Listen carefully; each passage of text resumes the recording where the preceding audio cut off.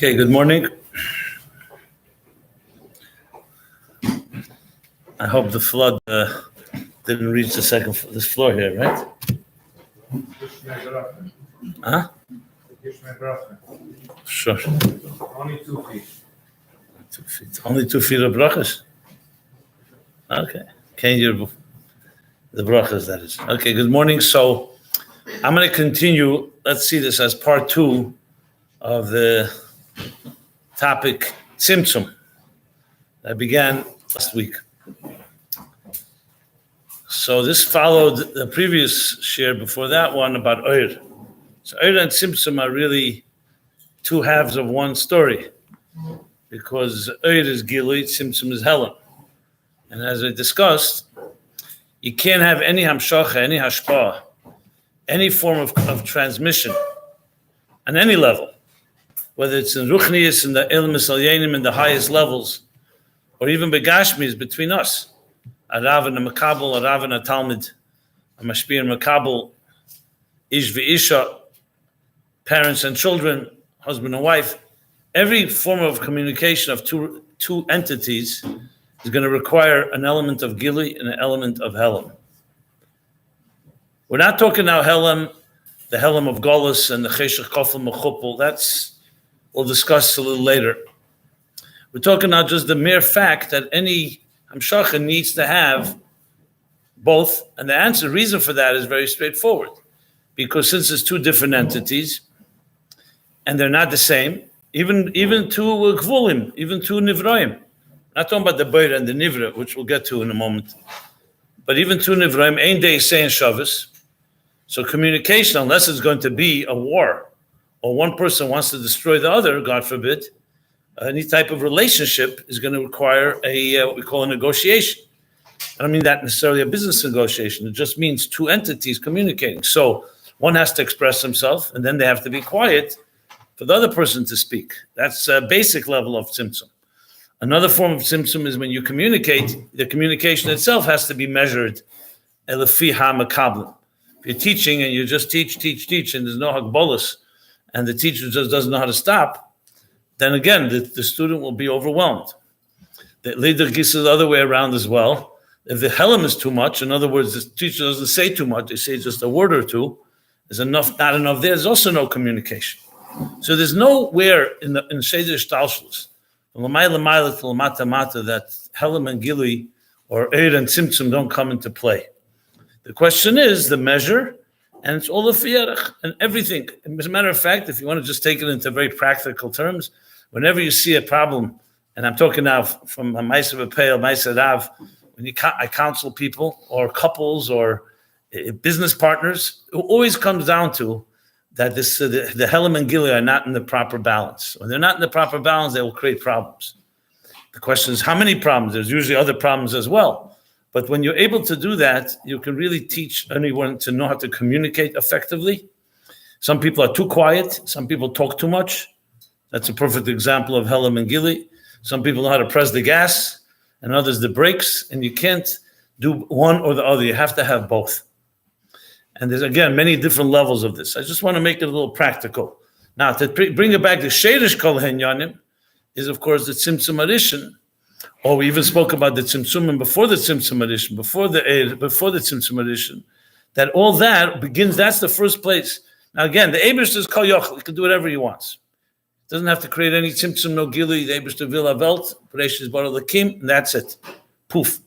But we know, and this Chassidus emphasizes time and again, starting from the Alter Rebbe, that the Eibishter wanted to create a world in a Seder Mesudah, the way it's created, that has a seichel to it, has a logic to it.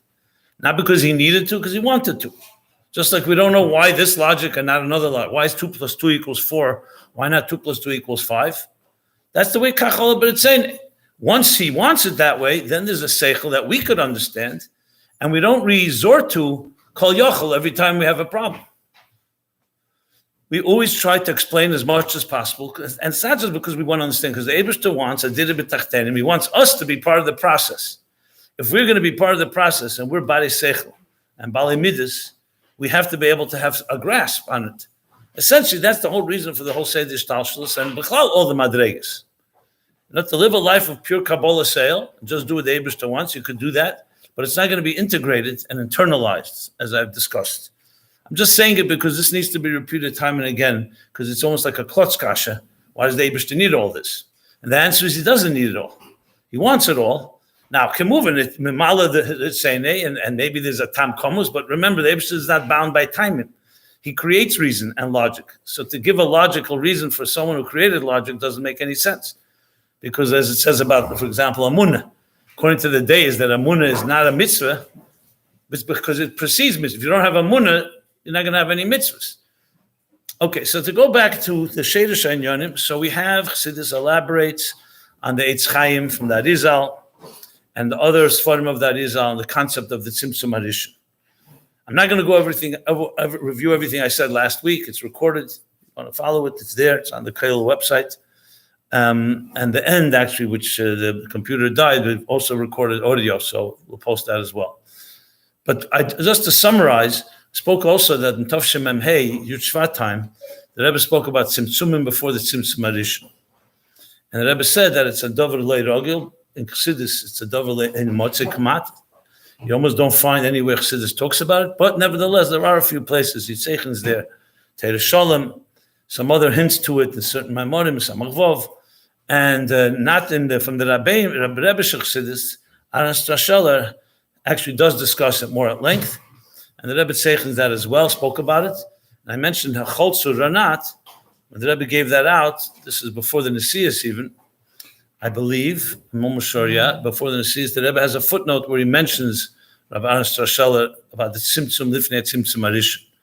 The point that's relevant here is, again, just as you need the Tzimtzum Harishon because two entities have to be able to communicate with each other, so Lifnei Tzimtzum, the same is true for Atzmus, built in Metzias Nimtza, and even Eira Kol Ba'atzmus, which we discussed 2 weeks ago. In other words, the highest levels of Oyer, for it to even go to the next level of Oyer, that Be'etzem means a Tzimtzum. How does one level get to another level? Everything, in other words, is basically subject to some form of Tzimtzum.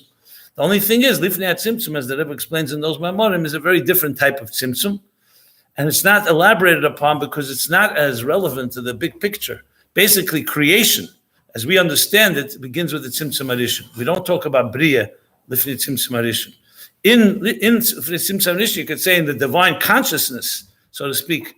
I don't even want to use the word consciousness, just lack of a better word.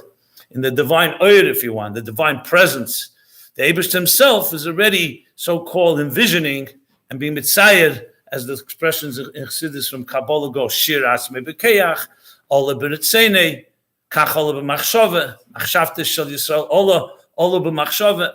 What does all these words mean? So Chassidus explained what means Ola B'Machshove. Means there's a state before the Olu and there's a state after. So the expressions like Kedem Alei Sarotzen, Es Sfiras Ein Ketz, there's a level that's beyond Sfiras altogether. As I said, Shir Atzmei B'Keach, Es Sfiras Agnuzis, especially discussed in the beginning of Ayin Beis. All this, it's by the very fact that you're talking such words, whether we understand it or not, is another story. That already tells you there has to be that the Eibishter himself is so-called being magbil, his Eir to some extent. Even an Eir HaGvul and Eir HaBli needs some form of Tzimtzum. But that's much more dakazdik, and I want to move on now to the Tzimtzum Harishon, because that's the one that is focused on, and I mentioned the Lahovaninya Mashakasa Beitzes Chaim and L'Kutei Torah, and they suffers in Vayikra, where the first place, that's probably the first Maimer, besides Shar Yichud V'Amunah, where the Alter Rebbe elaborates on the Tzimtzum. So I want to take it from where we left off. So where we left off was this, that Tzimtzum is necessary. You're going to have Metzias for the obvious reason, as I said, even two Nivroim need a level of Gilia and Hela and Tzimtzum. So for sure, Shalei Be'erech more when you're talking about a Bayra and a Nivra. So you're talking about a teacher, the Alter Rebbe's classic example of a teacher and a student. So here we're talking not just a human teacher and a human student, you're talking about a divine, mamish, something that's believable and beyond believable. So there's no question, there's no way that Seichel is be able to create an existence. So that's why the Arizal says, the Asius, that Loi Hoya Mokim, Loi Hoya Nesinis Mokim, the Elam is Klal. That's from Eitz Chaim. There's no room at all in the Eir Ein Sof, Lifnei HaTzimtzum. Of course, it's important to point out always, Lifnei L'Achrei is always not time-based. There's no time. It's all conceptual time. In other words, right now there's a darga lifnei tzimtzum, there's a darga achrei tzimtzum. That also can take more time to wrap your head around that. And I remember Rabbi, to mention him, Chusei, he would ask sometimes in Shishiyurim, he would ask, what welche Jahrhundert gewend the Tzimtzum Arishon? In what century did the Tzimtzum Arishon happen? So there was always one or two Bachrim who thought they knew, and they raised their hand, and one person said he thinks it happened right after the Churban Beis Hamikdash. No. So first of all, the very concept that Tzimtzum happened in a time doesn't make any sense. And second of all, the whole Metzias Elamis is based on it. So right now, actively, just like Mechadish Betuvi B'chol Yom Tomid Ma'aseh Bereishis, the Eibush is actively recreating the world every second. Recreation requires Eir and Tzimtzum. So Mela Eir and Tzimtzum are happening all the time. It's perpetual. Every second. So there's always a darga lifnei, there's always a darga achrei tzimtzum. So Chassidus talks about how do you reach this darga. It's not talking about how to reach back Tofshin Pei Bei Shana. It's talking about right now there's a darga like that. And there's a darga achrei tzimtzum, which we'll talk about as well. But I just wanted to make that emphasis. So we left off was, what I wanted to talk about was more now, what's the purpose of the tzimtzum? So we know the purpose of the tzimtzum, the language of Chassidus is that Tzimtzum is not, what's the Lashon? Heipach harotzen. Tzimtzum itself is heipach harotzen. Interesting expression. How did it happen if it's heipach harotzen? The Eibush has to want it, obviously. Just as he wants all the B'ritzene to create, all the B'ritzene. But nevertheless, that's the word. It's heipach harotzen. And why? So Chassidus explains, this is my money from the Friedrich Rebbe that elaborate on it, because the Tzimtzum la'atzmei is not the Kavona. Kavona sa Tzimtzum is b'shvil hagili. So it's not that Tzimtzum itself is that the Ratzon. The Ratzon is what comes from it. So to go back to the mashal, when a teacher is withholding and being milim, concealing his intelligence, both originally when he completely conceals it, and even as he conceals it when there's a gili, and he's spoon feeding, so to speak, the stream of consciousness, the kav, in the nimshal. When he's doing that, he's not doing it because he wants to conceal himself. It's not the kavana. The kavanah is, in order to be megala, the only way to do so, he has to put on the brakes, so to speak. He has to structure it, just like a writer has to put it in words. So the tzimtzum is not a kavanah la'atzma. It's only a means. It's b'shvil something. And b'shvil what? B'shvil hagilu. So that means embedded in the tzimtzum itself is already the kavanah. The thing is, we don't see it because it's concealed. And this brings me to the famous mashal that the Rebbe brings in Kutei Sichos Chelik Beis, and then later years Barichas from Rabbi Hillel Parasher about the 3 weeks and the Shiva de Nechemta. We're now in the end of the Shiva de Nechemta, which was preceded by the Tlosha de Paranusa.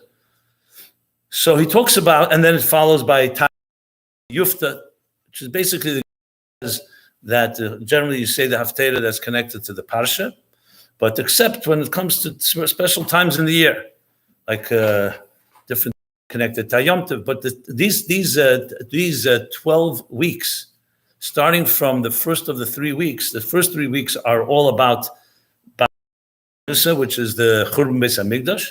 The next 7 weeks, which is what we're now concluding from after Tisha B'Av till after the 9 days till Rosh Hashanah, is 7 weeks of Nechemta, Nechama, and then come 2 weeks of Tshuva. So there's a long mimer from Rabbi Hillel Parasher on this, what it means al pi Chassidus. Just the nukud I want to bring out regarding the Tzimtzum. So the Rebbe brings it, the Rebbe brought it. Most people didn't know about this mimer until the Rebbe cited it. And as I said, Chelik Beis Likutei Sichos in those weeks. And then later, Nun Aleph, Nun Beis, the Rebbe kochs much more into that, interestingly. So he gives a mashal, he says, what's the 3 and the 7, which obviously immediately brings to mind the Gimel Moichin and the Sheva Midas. But how would you say Moichin? Trust of the Paranusa, Churban is connected to Moichin, and the Midas is the Nechama. So he explains with the mashal of a teacher who's teaching a student, and then he has a Ratzon to really be Megala, a new Eir Chadash that was never before revealed. But because it's such a new Eir Chadash and the student is not ready, and even the teacher in a way never revealed it before, so he has to go into a hell. So the teacher falls silent. And the silence is really meant to prepare the ground that he should now, like the silence before the storm, if you wish.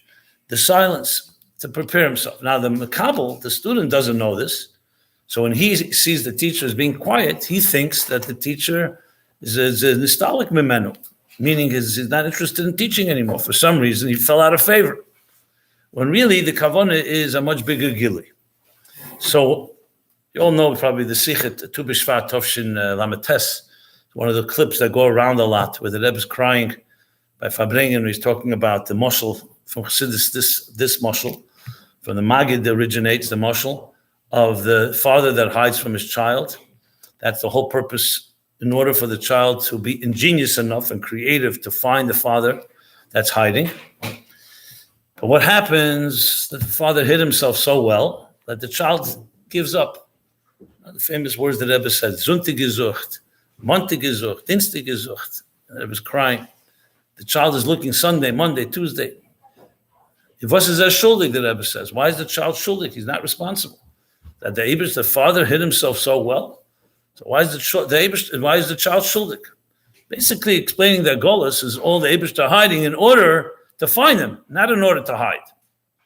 But that could be deeply misunderstood by the Makabel, because you don't know that. You see Helen, you don't realize the Helen is Rishvil Hagili, and then you get distracted by other things, and that's what life is all about. I mean, the whole point of Torah, especially Chassidus, is to remind us that there's a lakus within this Helen.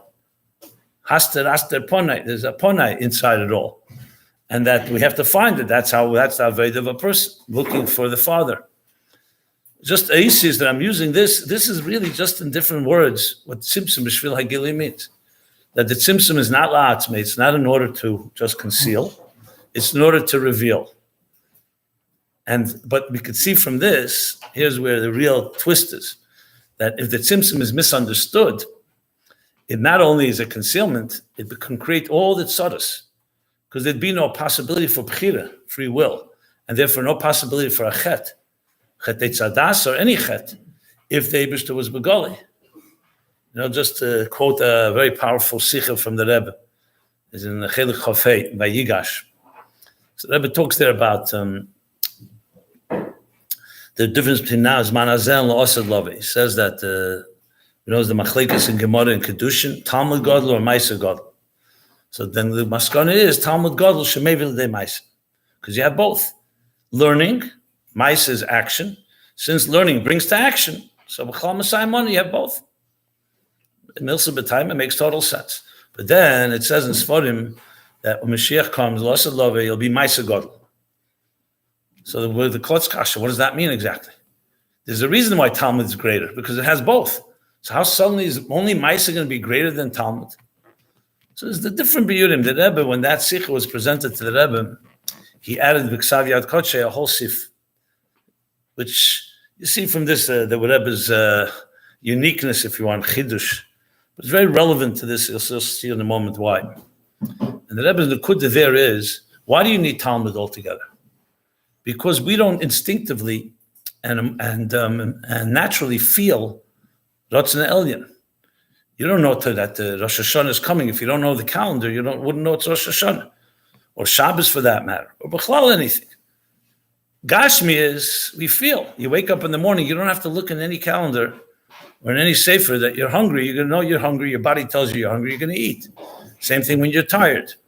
So Gashmi is, we feel like Lev Yitzchak Baditzhava said, the kunst, the Eibishter made, that you put Elam Haza in reality. And Elam Haba you write about in Sforim. If you did the opposite, you put the Elam Haba in reality, and you wrote it about Elam Haza and Sfarim, you'll see how the Jews would behave.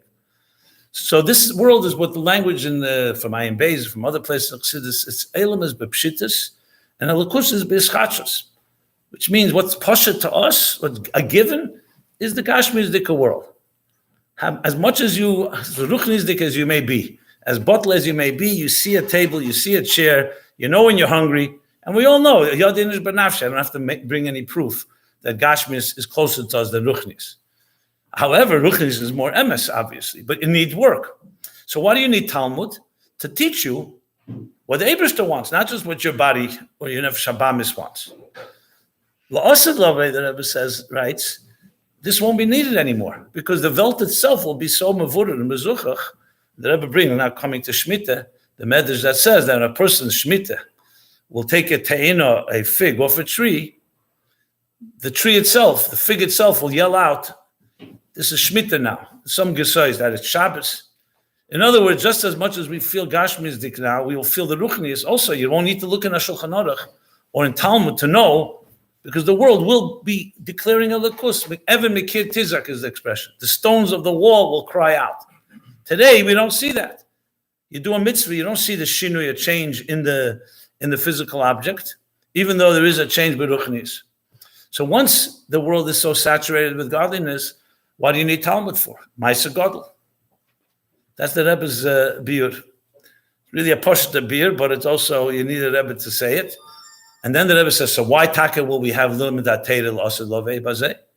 So the Rebbe quotes from Mageres HaKedesh, Simach Chavov, at the end he says that once the world, there will be no more eitz hadas, which is nigla the teira, the das teva ra, which means halachas that talk about teva ra, because it won't be ra anymore. So the union of limidat teira would be liyachid yichudim el yenim. Limidat teira will be only focused not to know what to do, what not to do, but to connect deeper with Eibishter, because teira is far to chachmasi is baruch, chachmasi shal kadosh baruch. The reason I'm mentioning it is because when you understand this word, you see the difference between a world where Tzimtzum is only b'shvil hagili and a Tzimtzum one will ultimately be transformed. So the fact is, the world as we see it right now, the Helam, is only due to a Tzimtzum, and it's only possible because of the Tzimtzum, but it's not an airtight Tzimtzum. It's not a closed story. That means the Tzimtzum is b'shvil hagili, and there's gili, you can access it. In other words, it's not that Eibishter closed off and said, no, I'm only going to create Helam. The Helam is b'shvil hagili. And the Gili will be after my Seinu, all our work that we do in this world to reveal the Elokus in every Dover Gashmi. Okay.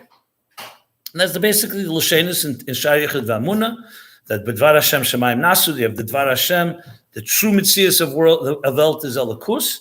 Now, but then, the Alter Rebbe continues, the Eibishter created a Tzimtzum, Hein Gvuresov, Shem Elikim, which is like Shemesh Shemogan Hashem Elikim, conceals the Shemesh.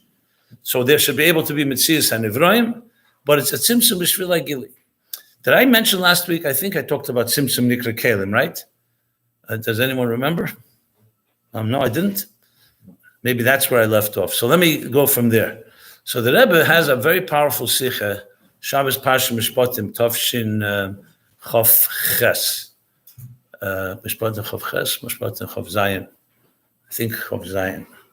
So that was the Tkuf. That time of the year was always when, that's when they started, Rabbi Weinberg started learning Tanya on the radio. So the Rebbe would always dedicate a Sikha, either Shabbos Pasha Yisra or Mishpatim. So I believe this is Mishpatim Chav Zion. Chav Ches was a different Sikha. So then they were up to in Tanya to Shayachad V'Amuna Perik Dalet. And at the end of Perik Dalet, after the Alter Rebbe explains the Tzimtzum, after he explains, since Elokus since existence can't exist without the Dvar Hashem, and if 1 second the Dvar Hashem, the Eibishter Mechazish B'Tuvei stops, the whole world goes back to Ayin Ve'efes Mamish, like Sheish Mei Bereshis. So then why is the world existing? How does it exist? So that's why he says there's a Tzimtzum. The Tzimtzum conceals, Ve'ilu Nitn Reshus La'ayin Lireis, Alter Rebbe's Lashon. If there was permission given for the eye to see, the whole world would cease to be. You have to be bottled b'mitzias because the Dvar Hashem. So that's why the Eibishter creates a concealment. We don't see it. But here's the question. If the concealment, we don't see it, but really it's there, so then it's just a matter of Gilei Helam. In other words, when you do a mitzvah, you don't really accomplish anything because Elokus is there already. The only thing you're doing is revealing something. You can't see it, so you're revealing it through a mitzvah. That's a big problem because that means mitzvahs are only, in other words, like for us inferior human beings who can't see Elokus, so we do a mitzvah to Megala Elokus. But let's say tzaddikim elyonim that do see Elokus everywhere, and they see the Dvar Hashem, they know you need to do mitzvahs. And what will really be the accomplishment? La'asadov Yisach Hakel would just be Megala. So the Rebbe is in this long sikh in Mishpatim explains that the Alter Rebbe comes to answer the question in the Chatzir Ribua. There's a brackets at the end of chapter 4 in Shayachid V'Amuna, where the Alter Rebbe says the Lashon Tzimtzum Nikra Kalim. What does that mean? Tzimtzum L'Chera Nikra Helam. Tzimtzum is Helam. What's this say? Sofa Nikra Kalim. So the Rebbe explains, because you could learn Tzimtzum in a way that Tzimtzum is Sachakal, the absence of light, and then you have all these questions. The Rebbe says these atheists, that the Alter Rebbe with those additional words is coming to answer. You say this Gdelis in Teira and in Amunah. Because if the Tzimtzum is not a Metzias, and it's only a concealment, and it's not like Kalim that's Metzias, then basically the whole Helam is just an illusion. It's not real. The fact that he says Tzimtzum Nikra Kalim means it's a Koyach Eliki just as much as Koyach Ha'er is a Koyach Eliki. That's the expression Hein V'Reisav. Shem Elikim is not an illusion. Shem Elikim is a real koyach. The Eibush Tzaki has the power to reveal. He has the power to conceal. And that's a koyach. And that koyach is called kalim. So in other words, kalim means that Tzimtzum has a metzias, not just a heder, not just the lack of light. That changes the whole picture. Then the Welt that the world is created, the world that's created with this Tzimtzum, is not just an illusion because we don't see Elikus. It's actually a real Metzias because Eibishter wanted this Tzimtzum. But on the other hand, it's Tzimtzum B'Shvil Hagili. Because then you can go the other way around and say, you know what, since Tzimtzum the Kalim, what do we need Gilui for? But that's not the Kavanah. The Kavanah is to be Megala Elikus. So basically, the world that we have is not an illusion. The concealment is not an illusion. It's real, but it's real with a purpose. Basically, that's the word, that the Metzias, but the Metzias is in order to bring us like an Amtsoi, a step, a means toward an end, and the end is Gili. So there you have two sides to it. That on one hand there's a koyach, a real koyach eliki that's called Tzimtzum, that's called Kalim. All the Kalim that will come later in Ishtalshalus are originate in that Tzimtzum. So you've heard the word Tzimtzum, Rishimu. It's not brought in Shaykh al-Muna, but it's brought in other places in Chassidus. Even in Kabbalah, the Rabbeim say it's not so boilet, but still there's a Rishimu. A Rishimu means that the Tzimtzum and the Rishimu usually go hand in hand, that the concealment wasn't total concealment, there was a trace. Rishimu can mean trace, it can mean impression. And Chassidus talks about Ichus about, I'm going to dedicate one of the shiurim to the Rishimu. I don't want to discuss it right now, but the Rishimu is basically that which is hidden within the Tzimtzum, the Sheidash HaKelim, or in the language of the Alter Rebbe, Tzimtzum Nikra Kelim. So the one of the examples for it would be, imagine you have, a book, a sefer. So it has Teichen, it has the aces of the book, of the sefer, and those aces make up words, and words are paragraphs, and you have, when you read it, you learn it, there's a Teichen. The Teichen is the Oyed, the aces are the Kelim, right? Imagine that you don't have aces, so the Teichen would not be expressed. You wouldn't have, it's like Oyed without a Tzimtzum. How would you express an idea if you didn't have words to express it? If I had an idea now, it's in my head, and I don't have words to say to you, you won't understand, there's nothing coming out of me. Or if it's in written, if you can't use blank sheets will not express anything. On the other hand, what happens if there's aces without Oyed? For example, let's say for some reason the aces, the Oyed was drained from them. You just see a bunch of aces. So every Friday we say in Pasuk Eliyahu, Ishtaru kegufa b'lei neshmosa. It's like a goof without a neshama. So if the so-called, let's say the water was drained out of the air was drained out of the letters, all you'd have is a bunch of empty letters without a teichen in it. So that's al derech what the Tzimtzum did. The Asius lifnei Tzimtzum, so to speak, have the teichen in there. That's why the air is dominant. You don't even see the Asius for that matter. But once that Tzimtzum, so to speak, conceals the teichen, all you're left with is empty letters. But they're not really empty. They're just concealed. When the kav is nimshach, which again is going to be, I have to reserve that for another shir, more details, the kav will bring to life those asius. It's it's exactly like that. Like you drain something from a form and shape, you only have the shape is left, you don't have the teichen within it. And then when you bring it back, it brings to life those letters again. I just wanted to just talk about the Tzimtzum Nikra Kelim. But so we've talked about now the Tachlis at Tzimtzum is B'Shvil HaGilui. What I want to cover now, unless someone has any questions, I want to move to another subject within the Tzimtzum. Kipshute and not Kipshute. Are you going to get to the Chiddush of the Visa over the Shittas Mikol? I talked about it last week, but I could sum it up again. Yeah. Let me sum it up because this is a little complicated.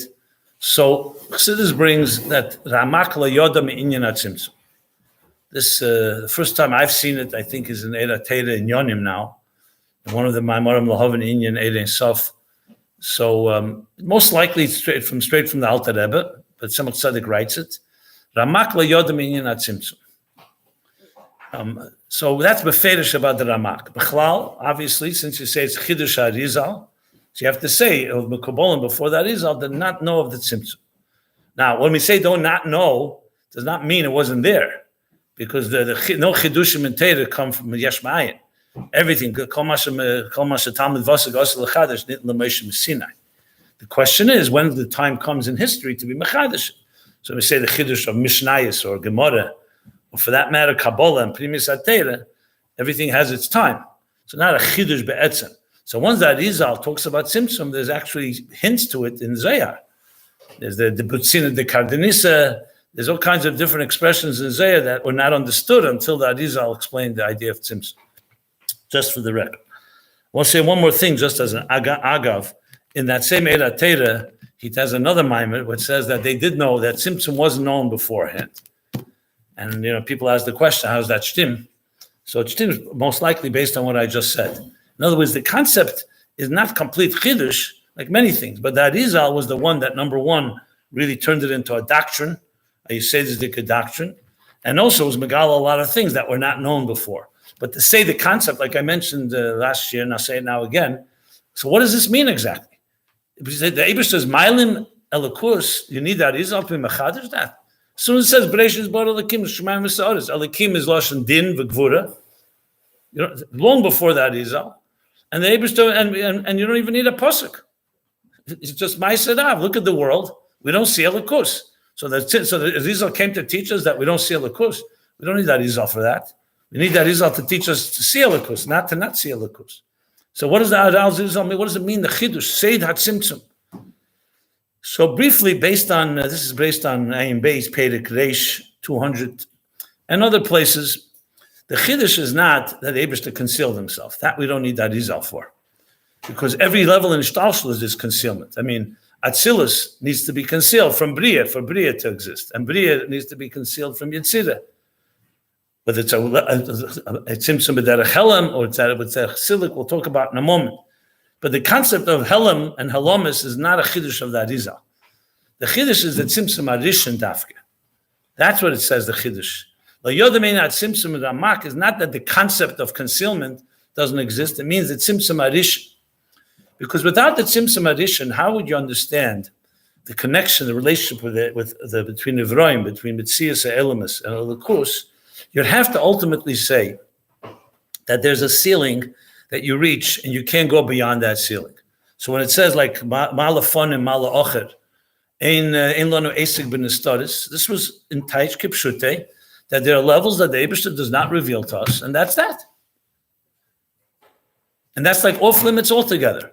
So basically all of existence can reach levels. The question is, like I talked about in the previous year about the difference between the Ramak and the Rameh and Vayelech Samach Vav, the difference is how high can you reach?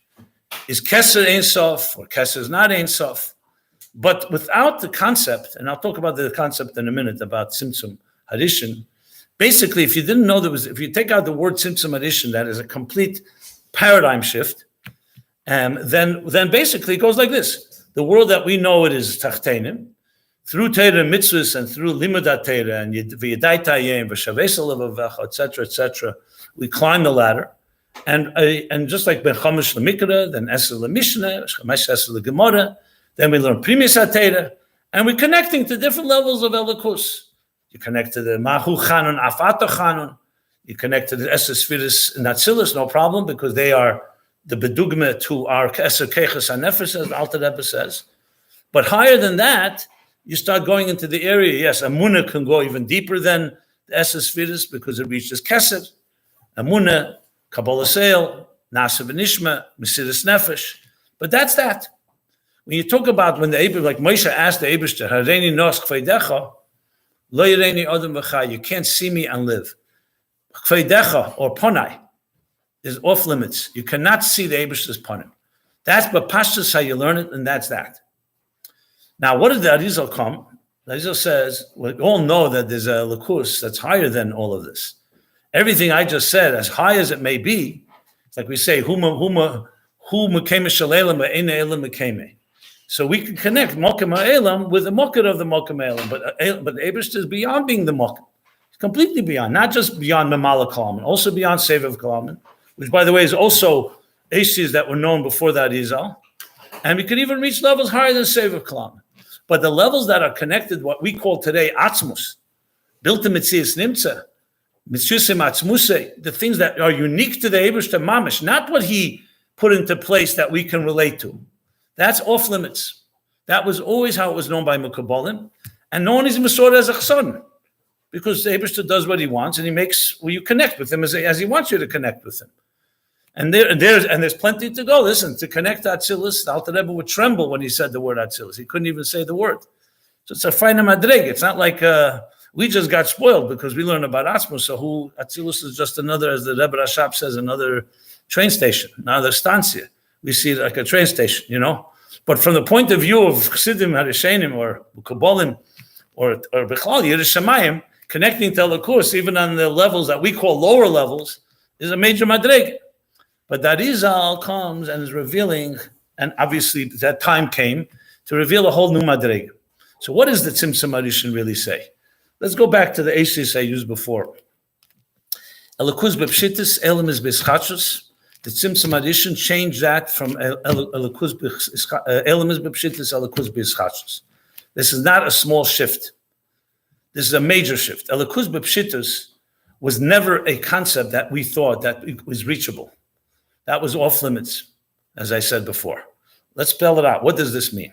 Elokus b'pshitis means that what's a given, just as right now, this world is a given and we have to find godliness, there's Lifnei Tzimtzum is the exact opposite. Elokus is b'pshitis and the world is a chidush. Complete chidush. The famous story they tell. The chassid and the non-chassid, they're arguing about the God. And back and forth. Finally, the chassid says to the non-chassid, he says to him, look, I makani you. I envy you. Because you think about God all the time. And to be honest, I think about myself all the time. So this guy's very impressed with the compliment coming from a chassid. And the rest of his life, he's walking around with a lot of gaiva. That he finally beat the chassid. He's the one that thinks about God all the time. Until somebody reminded him, or made him aware that it was actually an insult. What the chassid was telling him was that you think about God all the time because you know you exist. That's not a shal. You don't have to think about yourself. You're a given. Your yesh is a given. So the only question is, does God exist? So you think, does God exist? How does he exist? Maybe this way, maybe that way. By the chassid, the exact opposite is true. He knows the Eibishter exists. The shal is whether he exists. So he thinks about himself all the time. Do I exist? Am I an illusion? Is this a real Metzias, a not Metzias? As Chassidus elaborates. Now, this isn't just a joke and semantics. It's like the same thing when they say, the question asks, if the Eibishter wanted to destroy the world, what would he do? So a Baal Nigla will tell you, he goes into Chumash, he says, very straightforward. First, you bring a mabel, you destroy all the life, then you bring a fire and you burn it all into ashes, and then you scatter the ashes. Apidin, biur, right, is Metzias, if you want to kasha something. So you have to basically completely burn it until it becomes white, and that's it. The world is destroyed. And what would a chassid say? Very straightforward. Just look in Shayach V'Amunah. The Eibishter wanted to destroy the world. Chaz v'shalom. He would do nothing. He would stop breathing. He would stop speaking. He would just do nothing because the world doesn't have any basis of its own. So in other words, is it a given that the world exists? From a Chad's point of view, absolutely not. The Eibishter made it exist. But our field, the Herigish, I remember ones that Rebbe Sichi of Magia, he says, Eined Movade, Avol B'Hargashe Seinu, we don't feel that. The Metzias is that way. So this concept that I just said now, these two realities, the Tzimtzum Arishin helps us understand it. Because the Tzimtzum Arishin suddenly tells us, 1 second, there's a whole reality where Elokus is b'pshitis and Elmus is b'schachus. That's called Lifnei Tzimtzum Arishin. So how does a world like this created in that space, so to speak? The only way you need a tzimtzum, complete tzimtzum b'derech silik. You need what we call in English a paradigm shift. You need to turn existence inside out. Imagine you put your hand in a glove, right? Everybody knows the glove is tuffle to the hand. But imagine someone decided the glove is more important than the hand. Look how distorted it can be. Mamish inside out. Instead of what we say, kliposa zorak, take an apple, take an orange, an egg, right? We all know the klipa, the shell, is tuffle. It's only protecting the fruit inside. Imagine someone comes and says, no, the ikir is the shell, and they throw out the fruit. You see them as either crazy or b'chlal completely blind. That's what the Tzimtzum Arishan did. It took a reality, the fruit, which is alakus, and made that a chidush, as if it's a novelty. And what's pashut is the shell. And it's not as my mushal. This the Shalosh says that in the beginning the world was created. The klippa was very clear that the klippa was a klippa to the fruit, to the peri. The klippa is not a problem if you know that. The problem is when you start deciding that the potato peel or the eggshell is more important than the egg. And the nimshal, it means that suddenly the ikar of ikrim, elikus amitis of elikus, which is the emes of all mitzias, ein emes kimitose, they're not Lashon Rambam. Suddenly that becomes completely like sidelined or concealed, and what you see now is Welt. This language that we're talking, that I just said now, would not be possible to be understood without the Tzimtzum Arishan. If you go to the Ramak, and this is not Chas v'Shalom, Chassidus is not trying to diminish the Ramak, that the Ramak was a Godel Shebigdelin, Shein Kameyu. The Arizal was Mechadish, something that Ramak was not Mechadish. The Ramak, as far as he can go with the Kabbalah he knew, from his Rabbeim, and those that came before him, is that we don't talk about this other Kuz B'Pshitz. I'm sure if the Ramak was here right now, he would understand the Tzimtzum better than all of us. Once it was in Nizchadish by the Arizal. But if without that, the Ramak would say, what we know is, yes, there's a level of Alakuz B'Pshitz, but that's off limits. Because we wouldn't exist if it's Alakuz B'Pshitz. So B'Mela, the only Alakuz we can have is Alakuz that's not B'Pshitz, it's Elamis, and the Elamis come to reach levels of Alakuz that we can absorb or we can contain. The machlekes that you could say between the Ramak and other Mukabalim is the kavana that we should remain a mitzias and we absorb Elakus, or we have to become bottom mitzias so Elakus dominates. So there you could discuss the different levels, let's say the shittas of Eres Mitziyarim and Eres Pshutim. This machlekes was before the Arizal. What is the difference? The difference is how much Eir Elakus, Eir Elaki, manifests a mislabish in Sira Elamis.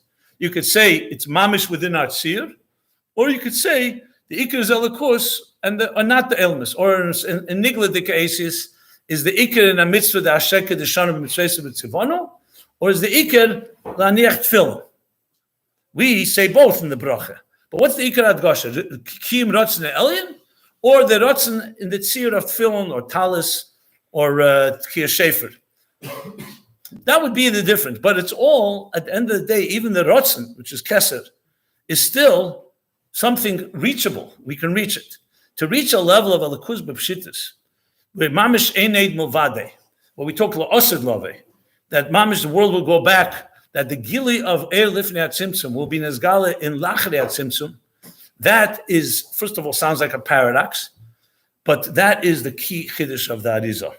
So essentially, the Tzimtzum Arishan, therefore, is not about just that the Eibishter concealed himself. Is that the Eibishter gave us a bridge to show us two realities: the reality lifnei tzimtzum elikuz b'pshitas, the reality achrei tzimtzum elamis b'pshitas, and now the Aved is how do you bridge the two?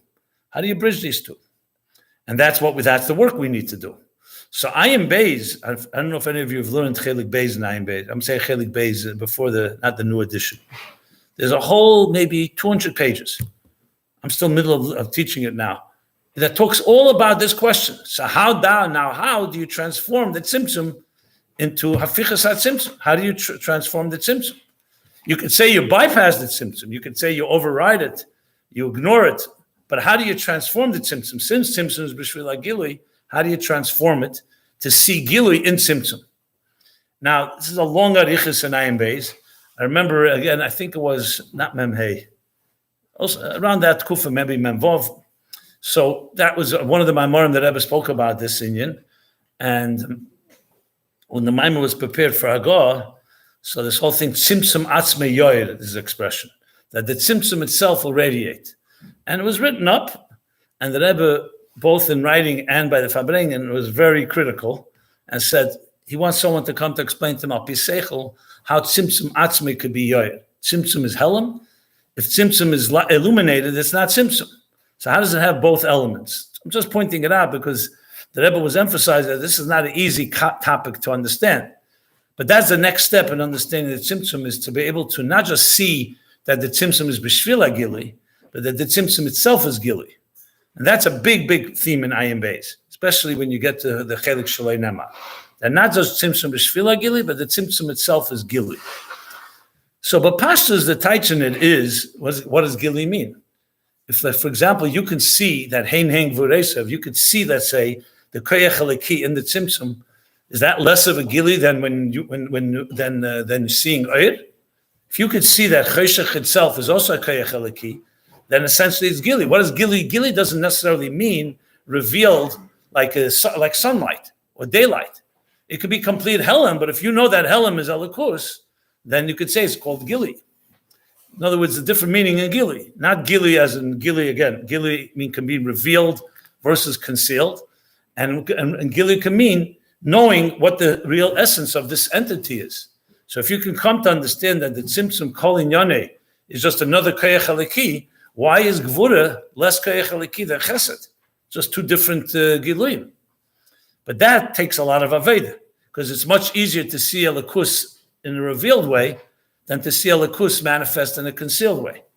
But this is already going a little deeper into the whole thing with the Fichas HaTzimtzum. The truth is, I wanted to address another topic in Tzimtzum, the whole issue of Tzimtzum Kipshute, which is one of the topics you hear about a lot, but I find that many people don't really understand even what was the machlekes between the Mukabalim and why the Alter Rebbe Perek Zayin Shayachet Vamunah Shelalit, especially the Rebbe's Pirushim in this, where the Rebbe says that Tzimtzum Kipshute is actually a very logical thing, even more logical than Tzimtzum not Kipshute. But I'm going to have to leave that for another shir. I don't know what's the story after Rosh Hashanah. We have Seder. Next Thursday will be Seder. Huh? Same day? Yeah, Rosh Hashanah is Tuesday, Wednesday. So what? So Thursdays there's no Seder? Usually there is. I understand. You're all working on Shuvah between Rosh Hashanah and Yom Kippur. That's the main thing. Okay, I'm going to stop here. And okay, fine. We'll cover that. We have time. If the Gula comes before, we won't need the Shiurim, and we'll understand it all ourselves. Okay, everyone have a good day. We'll stop here.